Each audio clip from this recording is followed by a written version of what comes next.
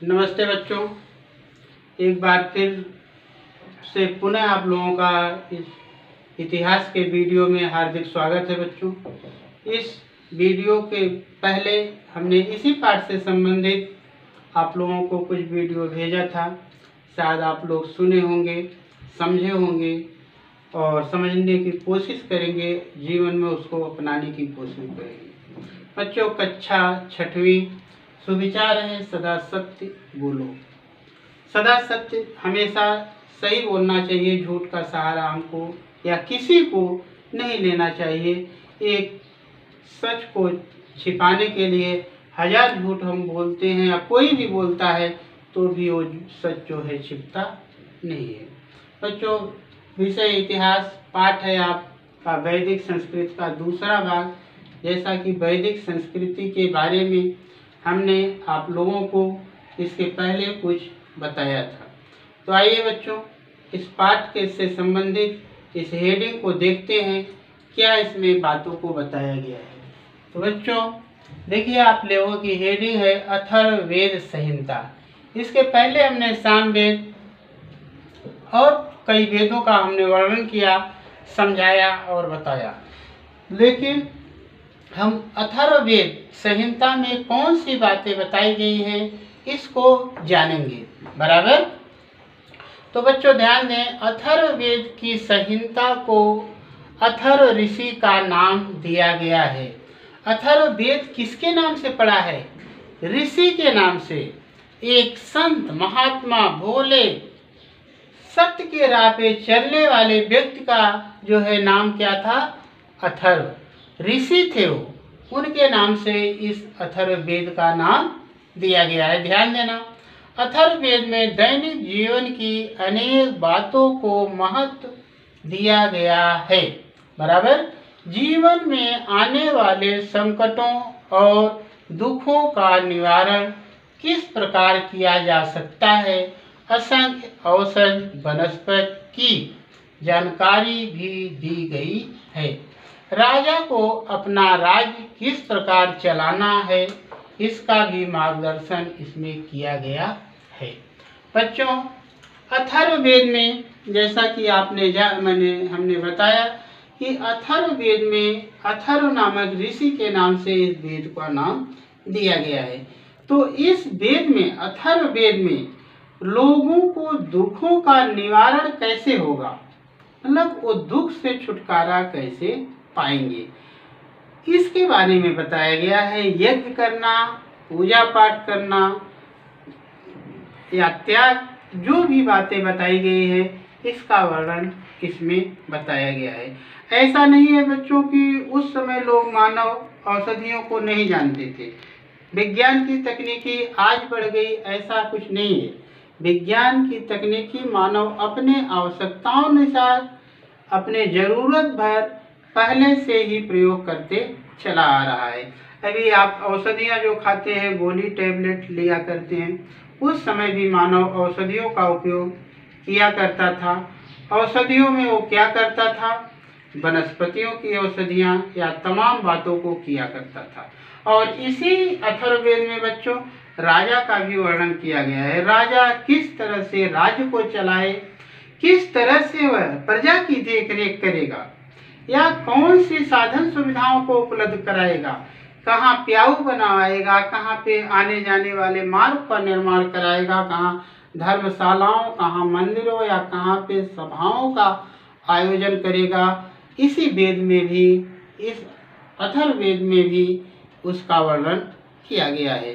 तो बच्चों, ये सारी सीखें, जो बातें हैं, जो आज भी प्रचलित हैं या चल रही हैं, यह वैदिक काल से ही मानव इसको अपनाते करते चला आ रहा है। और इसी से हम सभी लोगों को भी अनुभव और सीख मिलती है कि उन लोगों द्वारा ऐसे कार्यों को, जैसे इसमें दुख निवारण की बात बताया है, तो उसमें तमाम बातों को, ये सभी का वर्णन है। दुख निवारण में और संकट में ये सारे कार्यों को कैसे किया जाए, लोगों का जनजीवन कैसे सुखी रहेगा, ये सारी बातों को पहले से ही हमको आज तक ऐसी प्रक्रिया चलती आ रही है। तो बच्चों ध्यान देना, आइए हम लोग इसी क्रम में अगली हेडिंग को जानते हैं। अगली हेडिंग क्या है? ब्राह्मण ग्रंथ। जैसा कि आप लोग बच्चों जानते होंगे, हमारे देश में या हमारे समाज में ब्राह्मण, क्षत्रिय, वैश्य, शूद्र ये सारी बातों का वर्णन किया गया है। तो ब्राह्मण नामक ग्रंथ में क्या लिखा गया है इसके बारे में हम लोग जानेंगे।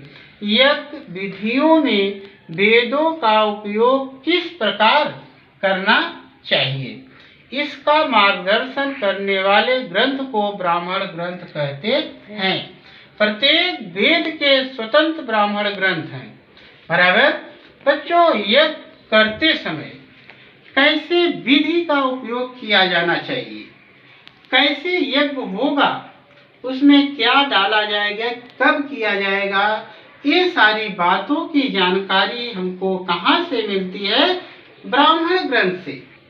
ब्राह्मण ग्रंथ में ऐसी बातों को बताया गया है कि ऐसे पूजा करना, ऐसे ये काम करना, ये ऐसे इस प्रक्रिया को करना, ऐसे मंत्रोच्चार करना, ऐसे घी डालना, इतने टाइम पे करना, ये सारी बातों की जानकारी हमको कहाँ से मिलती है? ब्राह्मण नामक ग्रंथ से। समझ गए बच्चों? ध्यान देना, एक बार फिर से सुनो। ब्राह्मण ग्रंथ में क्या बताया गया है कि यज्ञ, पूजा पाठ या परोपकार का काम कैसे करेंगे, मंत्रों का उच्चारण कैसे करेंगे, कैसे स्थान पे हवन यज्ञ को करेंगे, कैसी विधि से करेंगे, ये सारी बातों का वर्णन, ये सारी बातों को बताने का या जानकारी देने का काम हमको कहाँ से मिलती है? ब्राह्मण ग्रंथ से मिलती है। तो बच्चों, हमारे ख्याल से जितनी भी ये बातें हमने बताया शायद आप लोगों को समझ में आई होंगी। आइए अगली हेडिंग जानते हैं। आरण्यक। आरण्यक माने बच्चों ध्यान देना, आरण्यक हेडिंग जो है, आरण्यक का मतलब होता है कि जंगलों में जाके वहाँ सभा, विचारों का आदान प्रदान या और सारी बातों का वर्णन करना या सभाओं का आयोजन करना को क्या कहते हैं? आरण्यक। आरण्यक माने जंगल में सभा का आयोजन करना, विचारों का आदान प्रदान करना। बराबर। अगला आगे देखिए, अरण्य में जाकर एकाग्रता से किया गया मनन आरण्यक ग्रंथ में है। यज्ञ विधि संपन्न करते समय किसी भी प्रकार की भूल न हो, इसकी सावधानी बरती गई है। आरण्यक में बच्चों ऐसा है कि दूर कहीं जहाँ शोर शराबा न हो वहाँ जाके मनन करना। मनन माने विचारों का आदान प्रदान करना, सही गलत को बताना। यज्ञ करते समय कोई भूल हो गई, जैसे कोई चीज़ आपने नहीं डाला या कोई बातों को नहीं रखा या कोई अपने विचारों को वहाँ प्रकट नहीं किया, ऐसी भूल न हो, ये सारी सावधानियों को ध्यान में रखने के लिए अरण्य नामक ग्रंथ में इसकी जानकारी दी गई है।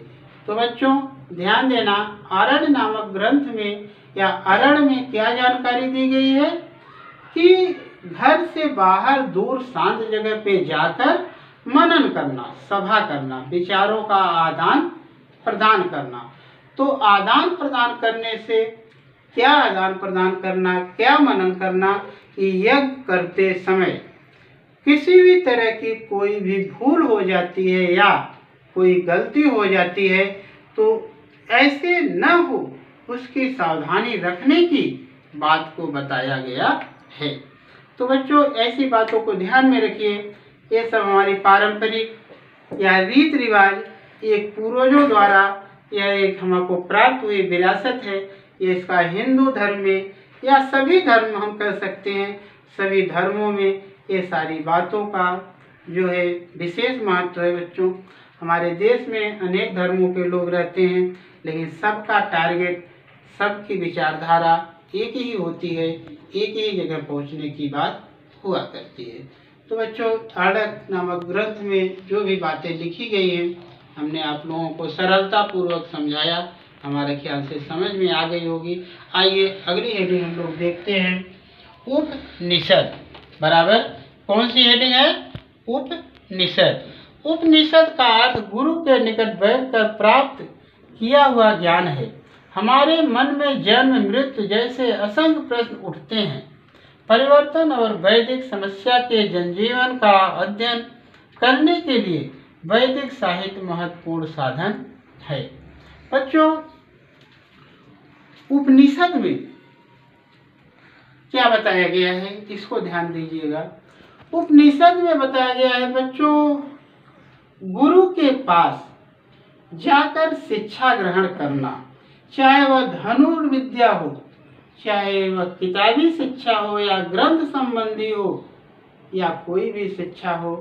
पहले जिसको ये सारी शिक्षा को प्राप्त करना रहता था तो वह गुरु के यहाँ जाकर वहीं त्याग करके शिक्षा की प्राप्ति किया करता था। उसके मन में तमाम दुख, संकट, जीवन मरण, ये सारी बातें आया करती हैं। बच्चों, इस बात को जानते हैं आप लोग, परिवर्तन संसार का नियम है। आज कुछ है, कल कुछ रहेगा। जैसे अभी उजाला है, दिन है, तो अभी रात आने वाली है। याद रखना, किसी के जीवन में या किसी भी समय जो है ये समय जो है रुकता नहीं है, किसी का इंतजार नहीं करता है। एक दिन घूम फिर के समय चक्र आगे बढ़ते रहता है। तो परिवर्तन माने बदलाव। मेरा कहने का मतलब यहाँ ये है, परिवर्तन माने मानव के जीवन में सुख है तो दुख कल जरूर आने वाला है, ध्यान रखो। संकट समस्याएं होने वाली हैं, क्योंकि बदलाव परिवर्तन संसार का नियम है। ऐसा इस ग्रंथ में और वैदिक साहित्य में ये सारी बातें बताई गई हैं कि जो भी प्रक्रियाएं हैं उसको करना, उसके बारे में ऐसा बताया गया है, उसके बारे में हमको दुखी नहीं होना है। एग्जाम्पल सुनिए, जैसे आप या मैं इस बात को बहुत अच्छे से जानता हूँ। ये आज हम हैं, कल हो सकता है नहीं रहेंगे।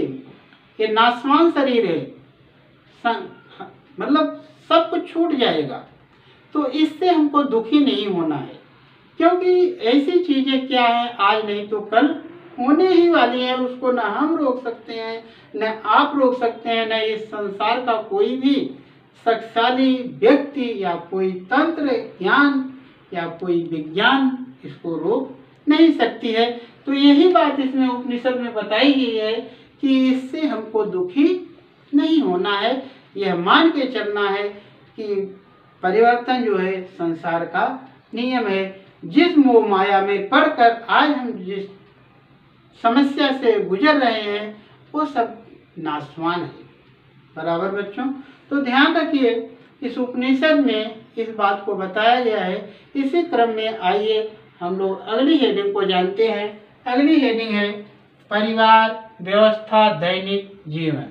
बराबर बच्चों, परिवार व्यवस्था दैनिक जीवन में आइए हम सभी लोग अब एक परिवार और व्यवस्था दैनिक, परिवार मतलब लोगों को मिला के परिवार में क्या व्यवस्था रहती थी वैदिक काल में, और दैनिक जीवन लोग रोजाना किस तरह से जीवन को बिताते थे, आपस में कैसा प्रेम भाव था, कैसी चीजों का प्रयोग किया करते थे। आइए हम सभी लोग चित्र के माध्यम से देखते हैं। बच्चों देखिए, ये वैदिक युग का मकान है। घास फूस मिट्टी की दीवारों से ऐसे घरों का जो है निर्माण किया जाता था। टट्टियों को बाड़ों से बने होते थे और इसको माटी और गोबर से लीपने का काम हुआ करता था। मकानों की भूमि जो होती थी, जमीन को गोबर और मिट्टी से क्या होता था, लीपते थे, साफ करते थे, सुंदरता को बढ़ाते थे। झाड़ पेड़ आने जाने के रास्ते, गंदे पानियों को बहने का प्रक्रिया इस तरह से घरों में किया जाता था। और ऐसे घर जो हुआ करते थे ये सभी लोग सुंदर और साफ हुआ करते थे और बहुत ठंडे होते थे। गर्मियों में इतना जलन तपन नहीं हुआ करती थी। अभी आज के समय में तो ऐसे घरों का निर्माण हो रहा है कि जिससे क्या है, वह गर्म हो जाया करता है, लेकिन इसमें उतनी गर्मी नहीं लगा करती। बच्चों देखिए, वैदिक युग के वाद्य हैं, इसको बजाने शंख वगैरह, ढोल वगैरह, देखिए इसमें नृत्य और पासों का खेल, रथों की दौड़, शिकार करना, ये सभी लोग मनोरंजन के लिए किए जाते थे, जिसमें बीड़ा, संतूत, झांझ, शंख, ये सभी प्रमुख वाद्य हैं। इससे डमरू और मृदंग, ताल जैसी तमाम प्रकार की ऐसी प्रक्रियाएं उस समय मानव अपने प्रयोग में लाया करता था। तो ऐसे में उसकी मनोरंजन या तमाम तरह की प्रक्रिया हुआ करती थी। तो बच्चों, ये सभी अभी आज भी आप लोग इसको देखते होंगे। यह वैदिक युग का एक परिवार व्यवस्था या दैनिक जीवन में यह उपयोग आने वाली चीज़ है। बराबर। बच्चों, अभी अगली हेडिंग है आप लोगों की परिवार व्यवस्था दैनिक जीवन, जो कि हमने चित्रों के माध्यम से कुछ बताया। आइए इसके बारे में हेडिंग के माध्यम से कुछ हम लोग सभी लोग जानते हैं। परिवार व्यवस्था दैनिक जीवन। बराबर। बच्चों, वैदिक समय में संयुक्त परिवार पद्धति प्रचलित थी। परिवार का वरिष्ठ पुरुष परिवार का प्रमुख अर्थात गृहपति होता था। परिवार व्यवस्था पितृ प्रधान थी। बच्चों ध्यान देना, पहले वैदिक काल में परिवार माता पिता, दादा दादी, भाई बहन, नात रिश्ते तमाम हुआ करते थे।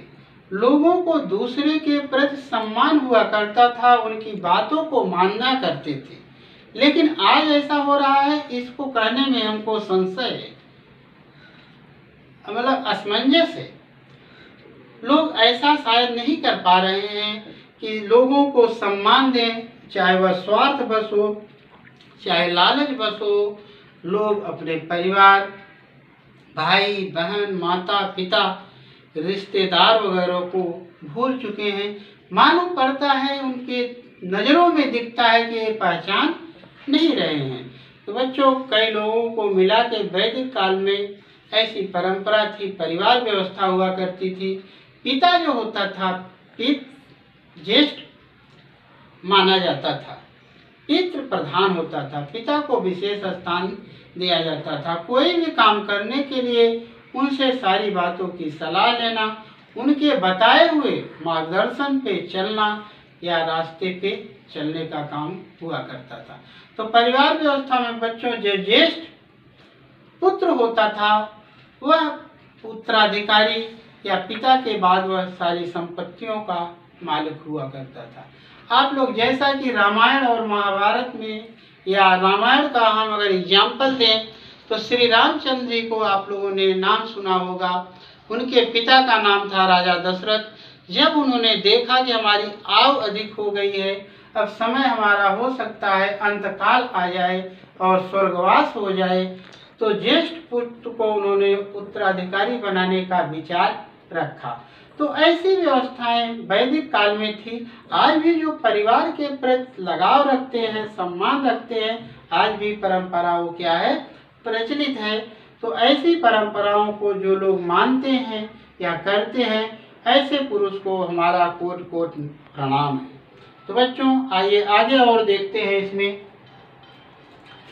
वैदिक समय में मकान मिट्टी अथवा टट्टियों के बाड़ों के बने होते थे। बाड़ बुनकर उसे गोबर मिट्टी से लीपते थे। वैदिक समय के लोगों के भोजन में मुख्य रूप से गेहूं, जौ, चावल जैसे धानों का समावेश था। उनके भोजन में उड़द, मसूर, तिल तथा मांस जैसे पदार्थों का समावेश था। बराबर बच्चों, देखिए मैंने मकानों को अभी चित्रों के माध्यम से दिखाया कि घास फूस से मिट्टी को दीवारों को बनाकर घरों को गोबर से और मिट्टी से लीप कर सुंदरता उसकी बढ़ाई जाती थी। तो ऐसे में बच्चों मानव को वहाँ इतना आज जैसा ऐसे छप्पर, दीवार, खिड़कियाँ या और तमाम जैसे भी तकनीकी बढ़ने पर आज हम देख रहे हैं, ऐसे घर नहीं हुआ करते थे। लेकिन मैं इतना कह सकता हूँ तो उस समय के जो घर हुआ करते थे और आज तो हमारे ख्याल से नहीं देखने को मिलेंगे। आप लोगों को अभी मड़ई बोला जाए, टाटी बोला जाए, मिट्टी की दीवार बोला जाए, हमारे ख्याल से आपको देखने को नहीं मिलेगा, खपरेल घर वगैरह। लेकिन वो घर जो हुआ करते थे वहाँ शांति रहती थी, इतनी आबादी नहीं थी, सुकून रहता था, ठंडा रहा करता था। ऐसे में जीवन बिताते हुए जो भी कृषि करके उड़द, जौ, गेहूँ या जो भी चीज़ें अपने जमीनों से उपजाते थे, पैदा करते थे, उसको भोजन किया करते थे, ग्रहण किया करते थे। बच्चों, पैदावार तो उस समय कम रही होगी, यह हमारा अनुमान है, क्योंकि आज जैसी उर्वरता या उत्पादन या तमाम दवाइयाँ, औषधियाँ उस समय नहीं थी, तो तकनीकी उतना नहीं थी। मेहनत करके जो भी पैदा कर लिया करते थे उसी को ग्रहण करते थे। तो ये प्रक्रिया उस समय मुख्य रूप से थी। तो आइए परिवार व्यवस्था में आगे देखते हैं हम लोग। वैदिक युग के लोग ऊनी व सूती वस्त्रों का उपयोग करते थे। स्त्रियां और पुरुष फूलों की मालाएं, विभिन्न प्रकार की मालाएं और सोने के आभूषणों का उपयोग करते थे। गायन, वादन व नृत्य, पासों का खेल, रथों की दौड़ और शिकार करना आज मनोरंजन के साधन थे। जैसा कि बच्चों अभी हमने चित्र के माध्यम से आप लोगों को दिखाया था कि मनोरंजन के लिए कैसे कैसे मैंने सारे चीज़ों को दिखाया। सारे जो भी ढोल हुआ करते थे, शंख हुआ करती थी, मृदंग हुआ करते थे, तो ऐसी चीज़ों को हमने अभी बताया। तो बच्चों, ये तो मनोरंजन के लिए हुआ। मानव तन ढकने के लिए सूती ऊनी कपड़ों को प्रयोग में लाया करता था। ऊनी कपड़े का मतलब जब जलवायु बदलती थी, शीत ऋतु आ जाया करती थी, तो मानव ठंडी से बचने के लिए ये सारी चीज़ों का उपयोग किया करता था। साथ साथ बच्चों, आभूषण आज जैसे ज्वेलरी आप नहीं पाएंगे, बराबर।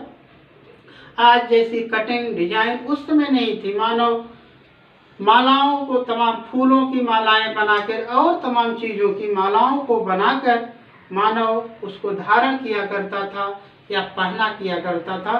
सोने चांदी का भी प्रचलन उस समय था, लेकिन आज के समय में सोने और चांदी के मूल्य में इतनी वृद्धि हो गई है कि मानव बहुत बारीक कम वजन में फिर भी वो उसकी सुंदरता को बढ़ा दे रहा है, अच्छा लगता है।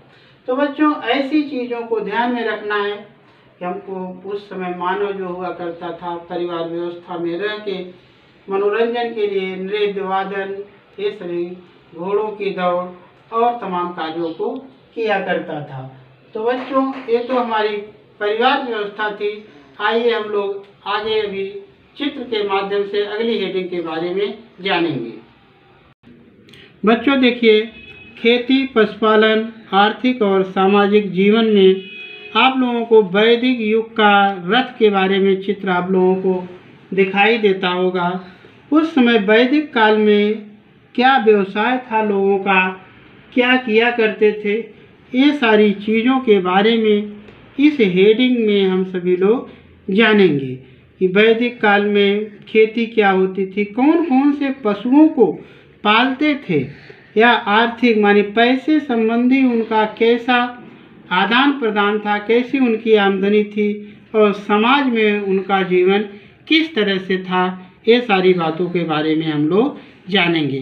तो ध्यान दीजिए, वैदिक युग में ऐसे घोड़े का जो जानवरों में जो पशुओं को पालते थे, तो ऐसे घोड़ों को रथों के उपयोग में लाया जाता था। तो आइए आगे चलते हैं, हम लोग ब्लैक बोर्ड पे जानते हैं इसके बारे में।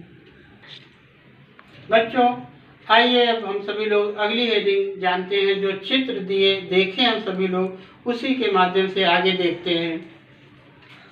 हेडिंग है आपकी खेती, पशुपालन, आर्थिक और सामाजिक जीवन। खेती, कृषि कैसे किया करते थे, क्या क्या उगाते थे, क्या क्या पैदा करते थे, कैसे शस्त्रों का उपयोग करते थे, कैसे सिंचाई करते थे, या कैसे कौन कौन से उर्वरक या कौन कौन से शस्त्रों का उपयोग करते थे उसी के बारे में जानेंगे। कौन से पशुओं को पालते थे, मांस के लिए पालते थे, दूध के लिए पालते थे, पशुपालन करते थे, कैसे करते थे, इसके बारे में जानेंगे। आर्थिक उनकी स्थिति कैसी थी, पैसे या उनकी आवश्यकताएं या ज़रूरत की चीज़ों के लिए धनराशि उनको मिलती थी कि नहीं मिलती थी। आर्थिक और सामाजिक जीवन में जानेंगे। लोगों का समाज में कैसा सम्मान था, लोग कहाँ बातचीत कैसी व्यवहार किया करते थे, ये सारी बातों के बारे में जानेंगे। बच्चों, वैदिक युग में खेती करना प्रमुख व्यवसाय था। बैलों को हल के साथ खेतों की जुताई की जाती थी। खाद के रूप में गोबर का उपयोग किया जाता था। वैदिक युग में घोड़ा, गाय, बैल, कुत्ता जैसे प्राणियों का विशेष महत्व था। घोड़ा अति वेगवान पशु है। बराबर समाज में ब्राह्मण, क्षत्रिय, वैश्य और शूद्र वर्ण थे। इसमें समाज में विषमता पैदा हुई। आश्रम में पुरुष अपनी पत्नी के सहयोग से फिर परिवार तथा समाज के प्रति अपने कर्तव्यों का निर्वाह करते थे। तो बच्चों देखिए, वैदिक काल में खेती जो थी यह प्रमुख व्यवसाय थी। तो खेती करने के लिए आज जैसे तमाम ऐसे जिंक, फास्फोरस, नाइट्रोजन, कैल्शियम, ये सभी चीज़ों का उत्पत्ति या खोज नहीं हुई थी। तो मानव क्या किया करता था, गोबर को खाद के रूप में प्रयोग किया करता था और इसका उत्पादन कृषि में किया करता था। साथ में बच्चों वह जानवरों को भी पालने का काम किया करता था। गाय, भैंस, बैल, गाय, भैंस दूध के उपयोग में आया करती है। बैलों को हल चलाने के लिए किसान उपयोग में लाया करता था। घोड़े का चित्र भी हमने दिखाया कि राजा, महाराजा या कोई भी व्यक्ति उसको पावर अधिक होने के नाते, वेगवान होने के नाते, जिसको हार्स पावर की संज्ञा दी जाती है, ये सारे कामों के लिए ऐसे जानवरों को पालने का काम किया जाता था। तो ऐसे क्रम में बच्चों ये सभी जितनी भी बातें हैं, इसमें सब तरह से सब प्रक्रियाएं मानव के जीवन में वैदिक काल में परिवार व्यवस्था में थी। बच्चों, एक प्रक्रिया और का प्रचलन और था। लोग जातियों में, धर्मों में बट गए थे। जैसे ब्राह्मण, क्षत्रिय, शूद्र, वैश्य, ये सारी बातों को बताया जाता था। इससे समाज में विभाजन हो गया। मानव नहीं रह गया। मानव गरीब हो गया, अमीर हो गया, छोटा हो गया, बड़ा हो गया, दरिद्र माना जाने लगा। इसका छुआ हुआ चीज को हम नहीं खाएंगे, नहीं करेंगे, ये सारी बातें मानव के अंदर मतभेद करते गए। लोग कर्मों के अनुसार लोगों को जातियों की संज्ञा दी जाने लगी। जब लोगों के अंदर ऐसी बात आने लगी, ऐसे विचार आने लगे, तब उस समय मानव क्या किया, द्वेष करना लगा, ईर्ष्या करने लगा। तो ऐसी परिवार व्यवस्था में बच्चों व्यक्ति शादी, विवाह, वैवाहिक संबंध स्थापित करके पत्नी के साथ सहयोग की भावना से जीवन को व्यतीत किया करता था। ईर्ष्या भाव को त्याग कर, विचारों, गलत भावनाओं को त्याग कर जीवन को निर्वाह करने का काम करता था और अपने कर्तव्यों का इज्जत, मान और मर्यादा को ध्यान में रखते हुए जीवन को व्यतीत किया करता था। तो बच्चों, हमारे ख्याल से अभी जितनी भी बातें हमने बताया, ये वीडियो थोड़ा सा बड़ा होगा क्योंकि इसमें कई हेडिंग थे, संक्षेप में आप लोगों को समझाना बताना था। तो बच्चों, इस वीडियो को आप लोग ध्यान से सुनिए। गृह कार्य हम भेज रहे हैं आप लोगों को स्वाध्याय का, उसको 200 पेज की कॉपी में सुंदर साफ अक्षरों में लिखकर उसका फोटो खींचकर शुक्रवार तक ग्रुप में भेजिए। जो त्रुटियां और कमियां रहेंगी उसको हम सुधारने का मार्गदर्शन करेंगे। तो आज के वीडियो में इतना ही बच्चों, फिर अगले वीडियो में हम मिलेंगे। तब तक के लिए धन्यवाद, नमस्कार।